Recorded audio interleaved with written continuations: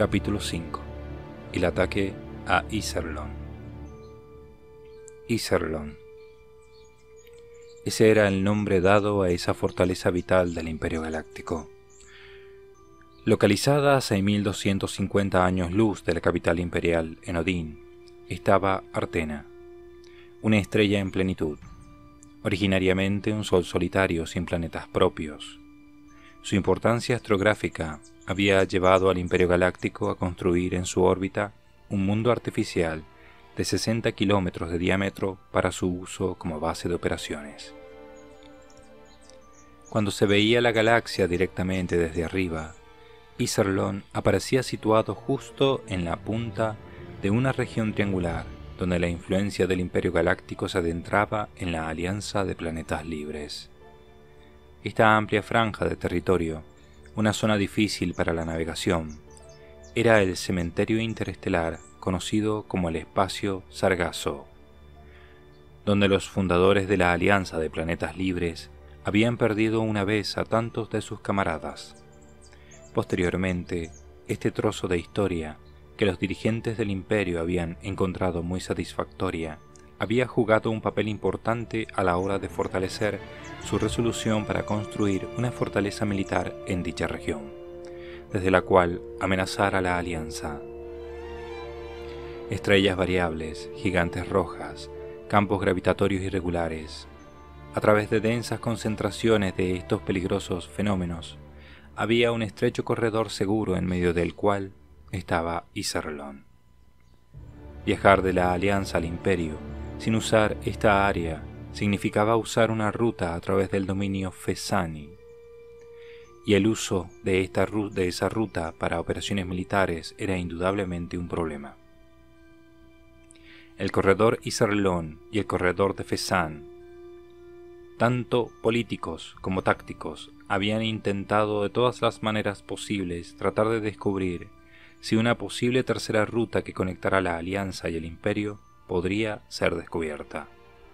Pero los defectos en los sistemas estelares y la interferencia visible e invisible desde el Imperio y Fesan habían frustrado esas intenciones.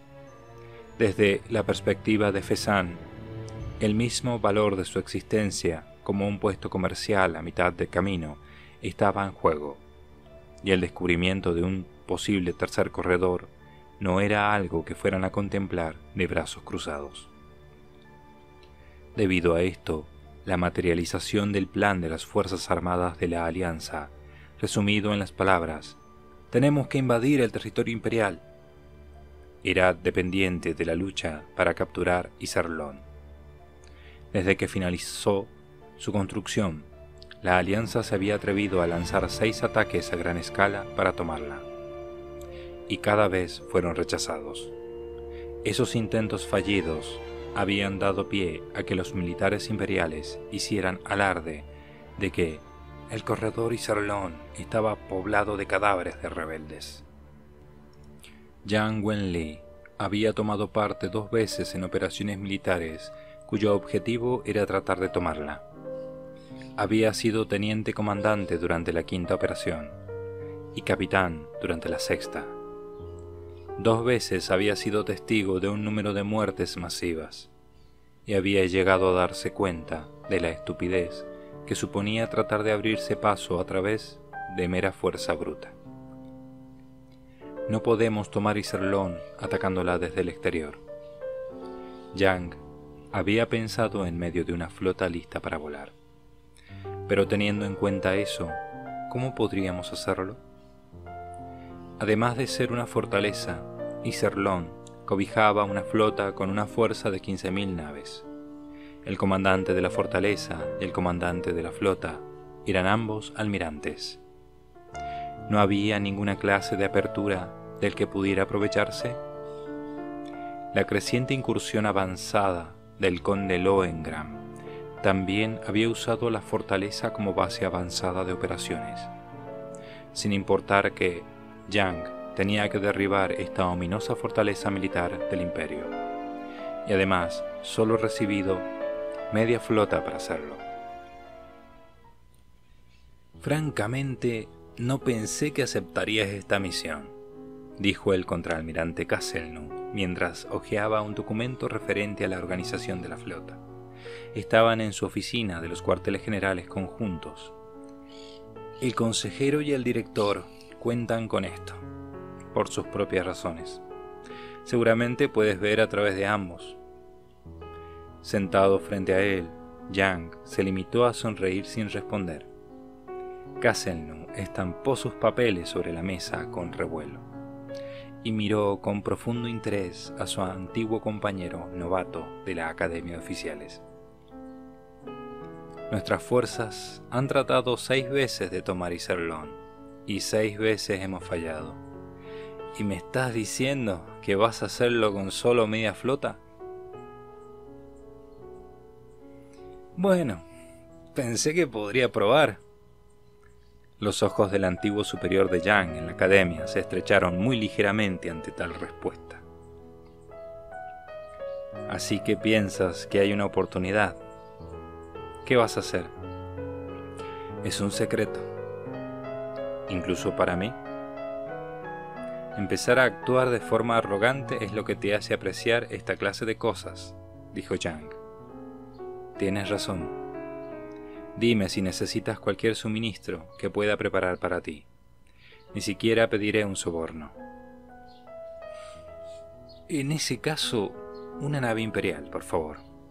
Deberíamos tener alguna nave capturada, ¿no? Y también, si puedes prepararme unos 200 uniformes imperiales.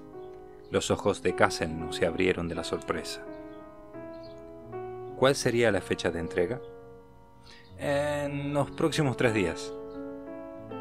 No voy a pedirte que me pagues las horas extra, pero al menos vas a invitarme un coñac. Te compraré 2. Y por cierto, tengo una petición más. Que sean 3. ¿Qué pasa? Es sobre esos extremistas llamados los Caballeros Patriotas. Sí, lo he oído. Debe haber sido horrible. Como Julian estaría solo en casa por un tiempo, Yang solicitó que se hicieran los arreglos necesarios para que la policía militar patrullara el vecindario en su ausencia. Había pensado dejar al chico con alguna otra familia, pero era improbable que Julian, el oficial al mando de la casa, cuando Yang no estaba, lo hubiera aceptado. Castelnau dijo que se encargaría de ello en un momento, y miró a Yang mientras parecía recordar algo. Oh, sí, el alto comisionado de Fezzan. Últimamente ha sido terriblemente curioso sobre ti. ¿Eh? La entidad especial, conocida como Fezzan, tenía un interés por Yang que era un poco diferente del que tenía por otros. Ese dominio había sido la creación de un gran mercante de nacimiento terrano llamado Leopold Lapp, pero había muchas cosas sobre su trasfondo y fuentes de fondos que eran ciertamente turbias. Había alguien, por alguna razón, causado que Lapp creara esa entidad conocida como Fezzan. Yang, habiendo intentado y fallado en convertirse en historiador, pensaba en cosas así también. Naturalmente, no había hablado de esto a nadie más. Parece que has atraído el interés del zorro negro de Fezzan.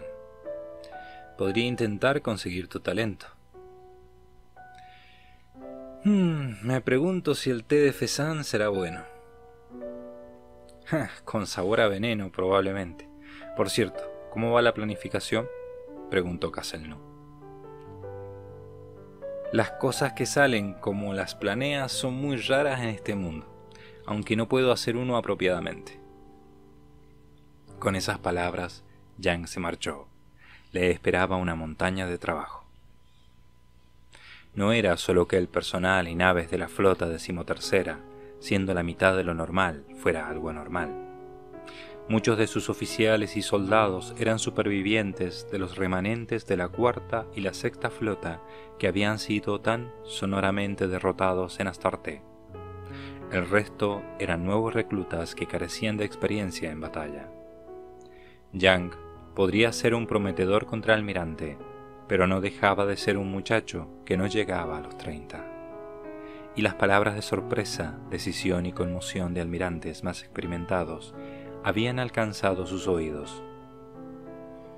Parece un bebé que todavía lleva pañales, intentando golpear a un león en un combate a muerte con sus manos desnudas. Debería ser divertido de ver. Si te han forzado, te han forzado, pero si vas por tu propia voluntad, madre mía. Yang ni siquiera se enfadó. Tendrías que ser un optimista irremediable para no tener dudas sobre esta operación, pensó. El único que había respaldado a Yang era el vicealmirante Bukok, oficial al mando de la quinta flota. Un almirante de pelo blanco, poco sociable, de 70 años de edad, conocido por ser un individuo testarudo con mal carácter. Cuando era saludado por gente como Yang, devolvía un saludo desinteresado, con una mirada sospechosa que casi decía: ¿de dónde ha salido este novato? En el Venado Blanco, un club para oficiales de alto rango, sus compañeros almirantes habían estado usando a Yang y a la 13ª flota como motivo de múltiples bromas, cuando ese viejo espeluznante había dicho: «Espero que no terminen quedando en ridículo después. Podríais estar mirando un brote de secuoya y reídos de él solamente por no ser alto». Enmudecieron por completo. Habían recordado la capacidad que Yang había demostrado en Astarte y en batallas previas. Ante las palabras del anciano almirante, su mentalidad de grupo se había desvanecido.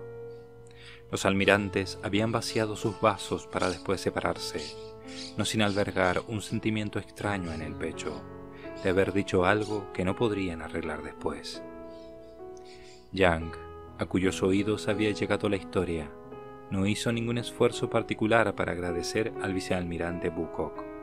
Sabía que si lo intentara, el almirante de pelo blanco se reiría a carcajadas. Pese a que la oposición del almirantazgo subsistió por un tiempo, la situación general no había mejorado demasiado. El sombrío hecho todavía permanecía. Esa media flota híbrida, compuesta de supervivientes derrotados y reclutas verdes, iba a atacar una fortaleza impenetrable. Yang invirtió un gran esfuerzo a la hora de escoger a sus oficiales ejecutivos. Como su vicecomandante eligió al comodoro Edwin Fisher, un habilidoso y experimentado oficial que había luchado bien en la cuarta flota. Como jefe de personal, escogió al comodoro Murray, un hombre carente de originalidad, pero poseedor de una mente precisa y bien ordenada. Como asistente, nombró al capitán Fyodor Patrichev, que tenía reputación de buen luchador. Jan recibiría consejos sensatos de Murray y le usaría como consejero para tomar decisiones y planificación de operaciones. Patrichev daría coraje a las tropas y Fisher manejaría la flota de forma precisa. Creo que puedo estar satisfecho con las asignaciones que he hecho hasta ahora, pero no sería mala idea encontrar un ayudante de campo, pensó Yang. Le hizo una petición a Castelnau para encontrar a un joven oficial prometedor, y un comunicado llegó más tarde que decía: «Tengo justo a la persona, promoción del 794, mejor de su año, muchísimo mejor estudiante que tú, ahora mismo en el departamento de análisis de datos en los cuarteles generales conjuntos». El oficial prometedor que apareció ante Yang poco después era una bonita joven con ojos de color avellana y cabello castaño dorado con una ondulación natural. Hasta un simple uniforme militar negro y marfil le quedaba bien. Yang se quitó sus gafas de sol y se la quedó mirando fijamente. Informa: la subteniente Frederica Greenhill. He sido asignada para trabajar como ayudante de campo para el contraalmirante Yang. Esa fue su introducción. Yang se puso sus gafas de sol para ocultar su expresión, pensando que seguramente debe haber una cola negra y puntiaguda escondida en la parte trasera de los pantalones del uniforme de Alex Castelnau. Era la hija de Dwight Greenhill, subdirector del Cuartel General de Operaciones Conjuntas, y tenía la reputación de poseer una memoria extraordinaria. Y así fue como se decidieron las asignaciones de personal para la 13ª Flota. El 27 de abril del 796, el contraalmirante Young, comandante de la 13ª Flota de las Fuerzas Armadas de la Alianza de Planetas Libres, estableció la ruta para atacar Iserlohn. Oficialmente, este viaje iba a ser la primera maniobra a gran escala de la nueva flota, que se llevaría a cabo en un sistema estelar de retaguardia, en la dirección opuesta a la de la frontera imperial de la Alianza. Salieron de Heinesheim por medio de una navegación de impulso 50-C, en dirección opuesta a la de Iserlohn, y después de 3 días volvieron a calcular la ruta y ejecutaron 8 saltos de largo alcance y 11 de corto alcance, entrando finalmente en el corredor Iserlohn. 4000 años luz en 24 días. No está mal, murmuró Young. Pero no solo era eso. El hecho de que una flota reunida y prefabricada tan aprisa hubiera sido capaz de alcanzar el destino sin perder una nave era digno de elogio. Por supuesto, este éxito se debía a la experta mano del vicecomandante, el comodoro Fisher, elogiado por su magistral operación en operaciones de flota. La flota tiene un experto en eso, así que, diría Young, dejando los asuntos relevantes a Fisher. Cuando él decía algo, él solamente asentiría en aprobación. La mente de Young se concentraba solo en una cosa: cómo capturar la fortaleza Iserlohn. Cuando había revelado su plan a sus 3 oficiales ejecutivos, ellos se habían encontrado sin palabras. Fisher, en su mediana edad tardía, con su pelo plateado y su bigote; Murray, un delgado hombre de aspecto nervioso, cercano en edad a Fisher; y Patriczev, con largas patillas en su cara redondeada, y un uniforme que parecía a punto de estallar, por el mero hecho de llevarlo puesto. Los 3 simplemente devolvieron la mirada a su joven comandante por unos momentos. Pasó un momento, y Murray preguntó la pregunta obvia. ¿Y si no funciona, entonces qué? Entonces todo lo que podemos hacer es correr con el rabo entre las piernas. Pero si hacemos eso, ¿entonces qué? No se preocupe de eso. Tomar Iserlohn con media flota es una petición excesiva, para empezar. Los que terminarán avergonzados frente a todos serán el director Stollett y yo. Tras despedir a los 3, Young llamó a su ayudante, la subteniente Frederica Greenhill. En su posición de ayudante personal, Frederica había sabido del plan de Young antes que el resto, pero no había tenido objeción alguna, ni mostrado signo alguno de ansiedad o nerviosismo. Todo lo contrario, había predicho un éxito con una certeza que sobrepasaba las expectativas del mismo Young. ¿Qué te hace tan confiada? Young no pudo evitar preguntarlo, pese a que era consciente de que era una cosa extraña que decir. Porque el almirante también tuvo éxito en el Fácil, hace 8 años.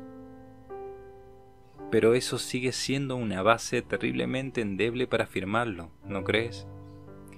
Puede, pero en esa ocasión, almirante, tuvo éxito en plantar una confianza absoluta en el corazón de una niña. Como respuesta, él le dirigió una mirada interrogativa. La oficial de cabello castaño dorado respondió a su dubitativo superior. Estaba en el Fácil con mi madre en esa época. Era el hogar de la familia de mi madre. Recuerdo claramente a un joven subteniente que estaba mordisqueando un bocadillo mientras organizaba los procedimientos de evacuación. Apenas había tenido tiempo de comer. Ese subteniente, sin embargo, haya olvidado con toda seguridad a la chiquilla de 14 años que le llevó café en un vaso de papel cuando se ahogó con ese bocadillo, ¿no? Yang no tenía una respuesta preparada. ¿Y lo que dijo después de que su vida fuera salvada tras beber ese café? ¿Qué dijo? No soporto el café. Habría estado bien si hubiera sido té. Sintiendo el comienzo de un ataque de risa, Yang aclaró su garganta en voz alta para sacarla de su cuerpo. ¿Dije algo tan grosero? Ciertamente, lo dijiste, mientras aplastabas el vaso vacío con la mano. ¿En serio? Me disculpo, aunque tienes que encontrar un mejor uso para tu memoria. Las palabras sonaban ciertamente razonables, aunque no eran nada más que un reflejo de la frustración que sentía. Frederica había descubierto 6 imágenes de entre 14.000 tomadas de Iserlohn, en las que el estado anterior y posterior a la batalla no coincidía en las imágenes, probando de paso la utilidad de su poder memorístico. «Llama al capitán Schenkov», dijo Yang. Exactamente 3 minutos más tarde, el capitán Walter von Schenkov apareció frente a Yang. Era el capitán del regimiento de los Rosenritter, o Caballeros de la Rosa, perteneciente al Departamento de Guerra Terrestre de las Fuerzas Armadas de la Alianza. Era un hombre de unos 30 años, con una apariencia refinada, aunque los de su propio género normalmente se referían a él como un hijo de perra pretencioso. Nacido de una respetable familia de aristócratas imperiales, él normalmente hubiera estado en el campo de batalla llevando un uniforme de almirante imperial. Los Rosenritter habían sido primeramente establecidos por hijos de aristócratas que habían desertado del imperio a la alianza, y tenía una historia de medio siglo. Esa historia estaba parcialmente escrita en letras de oro y parcialmente en borrones de tinta negra. El regimiento había tenido anteriormente 12 capitanes. 4 habían muerto en batalla, luchando contra su antigua patria. 2 se habían retirado tras convertirse en almirantes.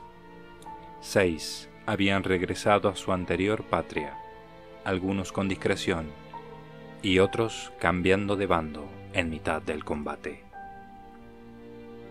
Había gente que murmuraba cosas como: «Ese tío tiene mala suerte.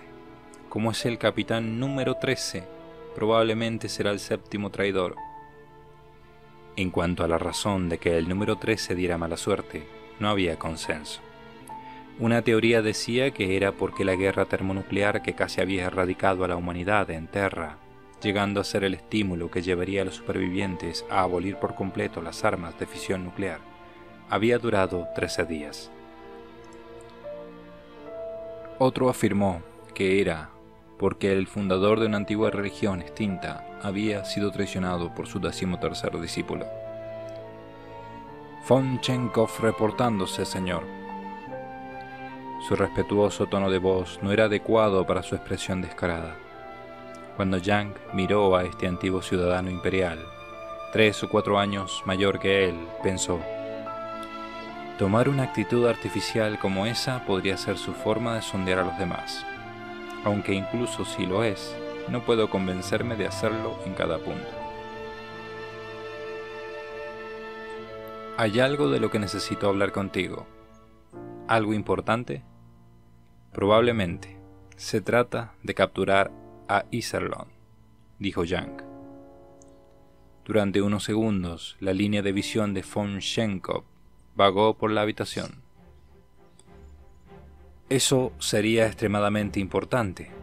¿Está bien consultar a un subalterno como yo? No puede ser nadie más que tú. Quiero que escuches atentamente. Yang comenzó a describir el plan. 5 minutos después, von Schenkov había terminado de escuchar la explicación de Yang, y había una mirada extraña en sus ojos marrones. Parecía estar tratando de reprimir y ocultar el shock total. Déjeme lanzarte el arma y decir esto. Capitán, este no es un plan apropiado. Esto es un truco. En realidad, es un truco barato, dijo Yang, quitándose su boina de uniforme negro y girándola maleducadamente en su dedo. Pero si vamos a ocupar la fortaleza inexpugnable Iserlón, creo que es la única manera. Si esto no funciona, entonces está más allá de mi capacidad.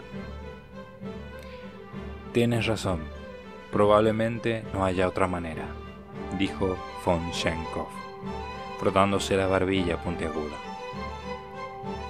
Cuanto más dependen las personas de las fortalezas robustas, más tienden a deslizarse hacia arriba.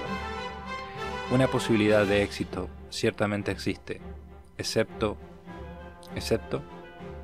Sí, como sugieren los rumores, me convirtiera en el traidor número 7.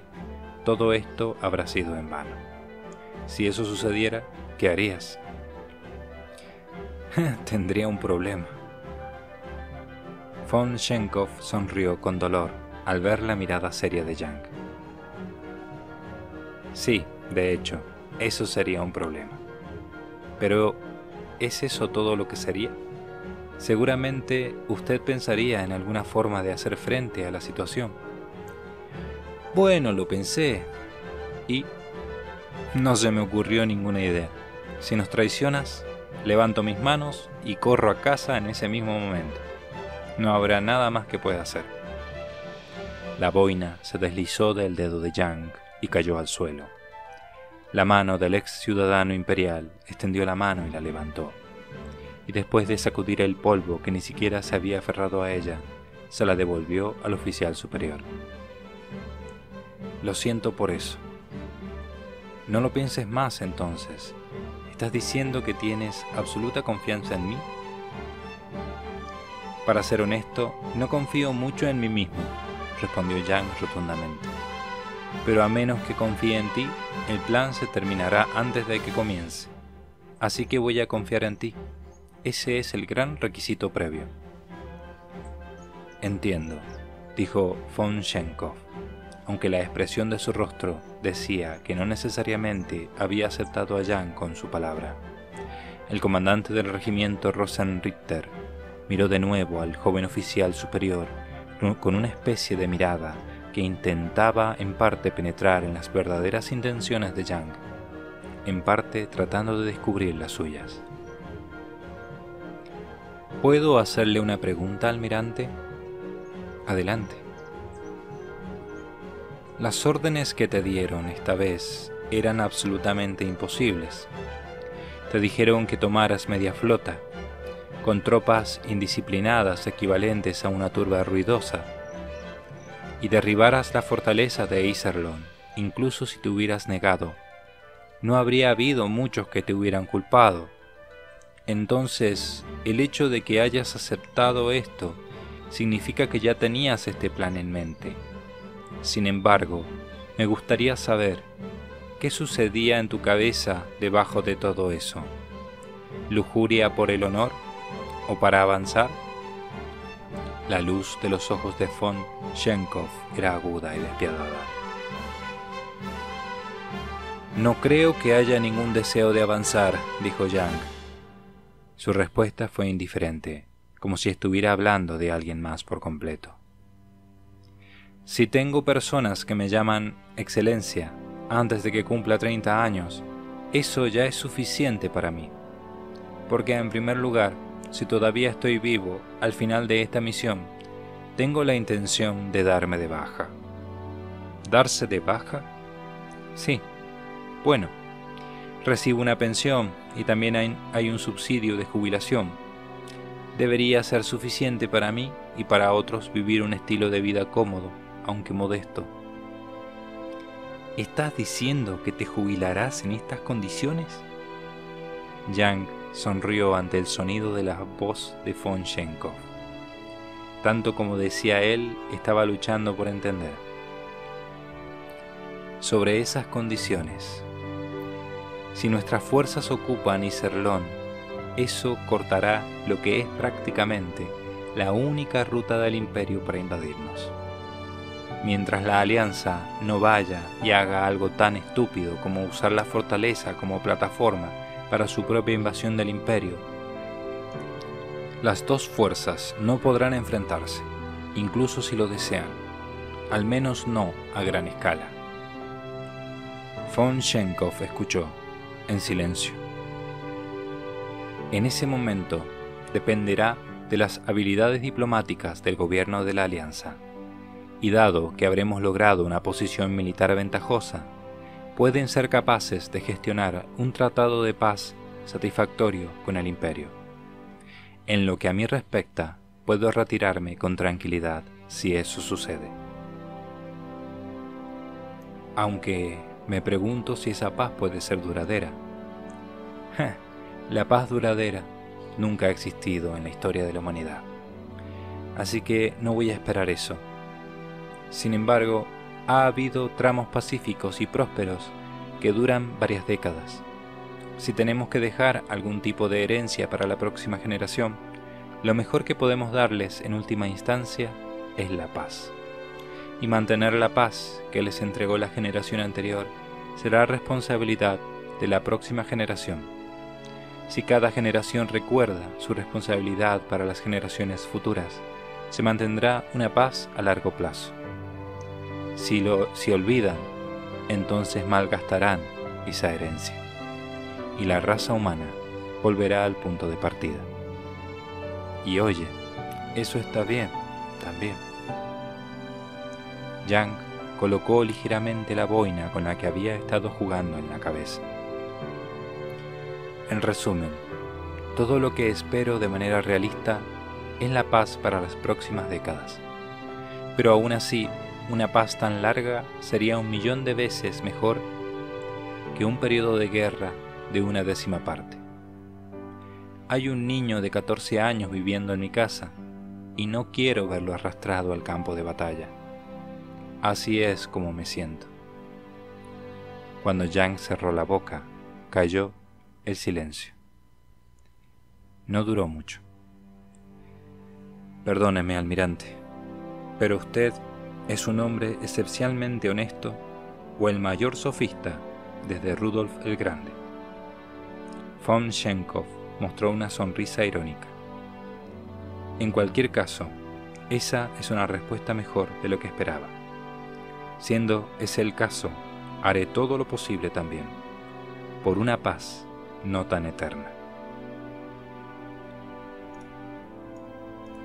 Ninguno de los dos hombres era del tipo que estrechaba la mano del otro con profunda emoción, por lo que a partir de ahí la conversación profundizó en temas de negocios mientras discutían los detalles de la operación.